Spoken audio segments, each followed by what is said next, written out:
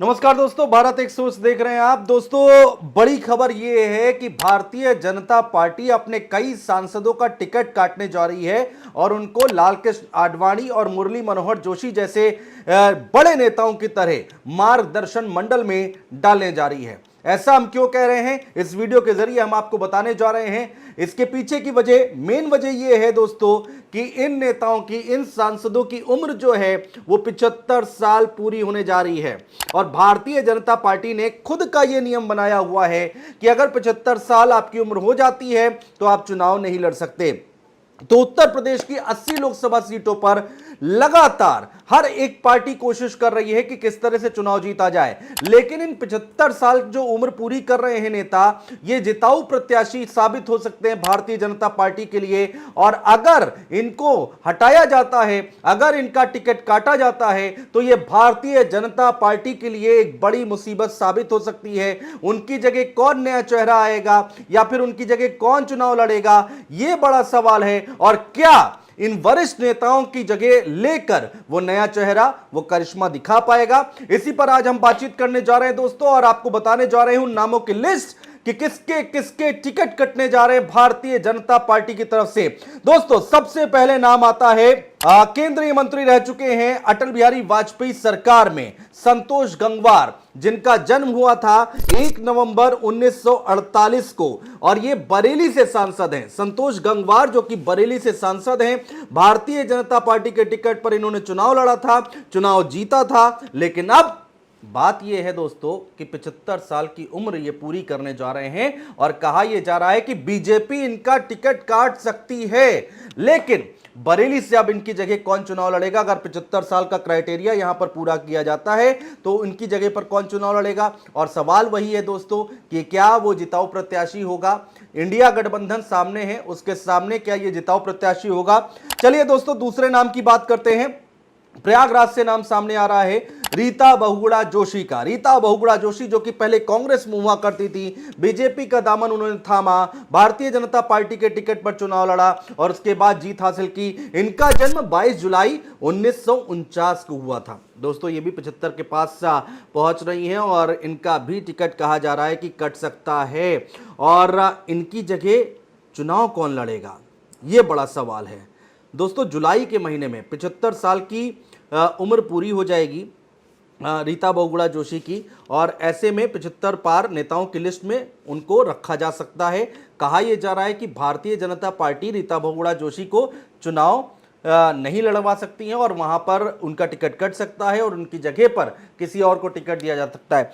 सवाल ये उठता है दोस्तों कि उत्तर प्रदेश की प्रयागराज सीट से कौन आएगा, कौन वो नाम होगा जो सामने आएगा, वो भी हम आपको बताने जा रहे हैं। उत्तर प्रदेश सरकार में मंत्री हैं नंद गोपाल गुप्ता नंदी, जो कि प्रयागराज से ही आते हैं।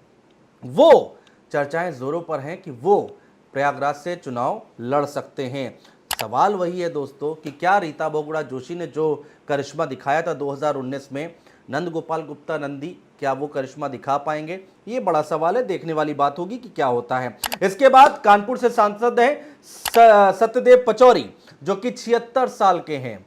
क्या सत्यदेव पचौरी का भी टिकट कटने जा रहा है? यह भी बड़ा सवाल है। महत्वपूर्ण जानकारी हम आपको बता रहे हैं। और सत्यदेव पचौरी जो कि 12 अगस्त 1947 को इनका जन्म हुआ था और उत्तर प्रदेश सरकार में मंत्री भी रह चुके हैं, लेकिन यहां पर उम्र पूरी हो रही है जिसकी वजह से इनका टिकट कट सकता है। डुमरियागंज से सांसद हैं जगदंबिका पाल, और ये भी 74 साल के हो जाएंगे और 75वां लग जाएगा, तो अब यानी कि 75 साल का जो क्राइटेरिया है ये पूरा करते हुए दिखाई देंगे। ये भी उस लिस्ट में शामिल हो रहे हैं और संदेह के जो बादल हैं, जो असमंजस की स्थिति है, वो यहाँ पर भी बनी हुई है कि क्या इनको बीजेपी दोबारा टिकट देगी या नहीं देगी, क्योंकि बीजेपी की तरफ से ये रणनीति तय की गई है दोस्तों कि नए चेहरों को, युवा चेहरों को, महिलाओं को इस बार लोकसभा चुनाव में आगे किया जाएगा उत्तर प्रदेश के चुनाव में। लेकिन उत्तर प्रदेश की 80 सीटों पर जो 24 का चुनाव हो रहा है उस पर 16 अक्टूबर 1948 को जन्म हुआ था मथुरा के सांसद हेमा मालिनी का।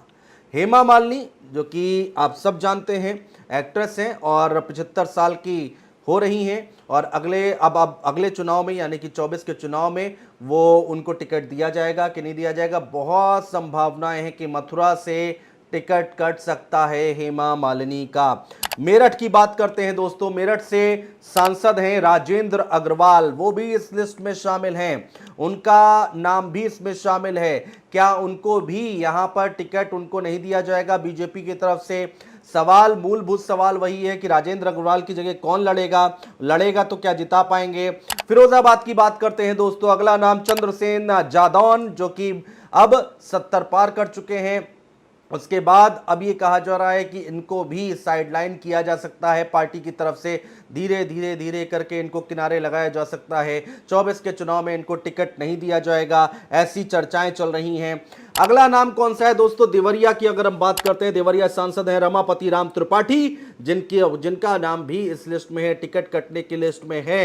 ये सब वरिष्ठ नेता हैं दोस्तों भारतीय जनता पार्टी के। इनकी जगह कोई युवा चेहरा, नया चेहरा लेकर अगर आते हैं तो क्या वो जिताऊ प्रत्याशी होगा? बड़ा सवाल उठता है। लेकिन टिकट किसका कट रहा है, तलवार किसकी गर्दन पर लटक रही है, वो हम आपको बताने की कोशिश कर रहे हैं दोस्तों। एक नाम और है, चौंकाने वाला नाम है, उम्र है। अब उम्र का तो कुछ किया नहीं जा सकता, लेकिन क्या पार्टी इस पर कोई फैसला लेगी, ये अभी संशय बना हुआ है। उनका नाम है राजनाथ सिंह। राजनाथ सिंह देश के रक्षा मंत्री। अगर ये उम्र का क्राइटेरिया पूरा किया जाता है तो क्या यहां पर भारतीय जनता पार्टी राजनाथ सिंह का भी टिकट काटेगी क्या? अब ये तो वक्त बताएगा कि बीजेपी काटेगी कि नहीं काटेगी, लेकिन राजनाथ सिंह का टिकट काटना इतना आसान है नहीं।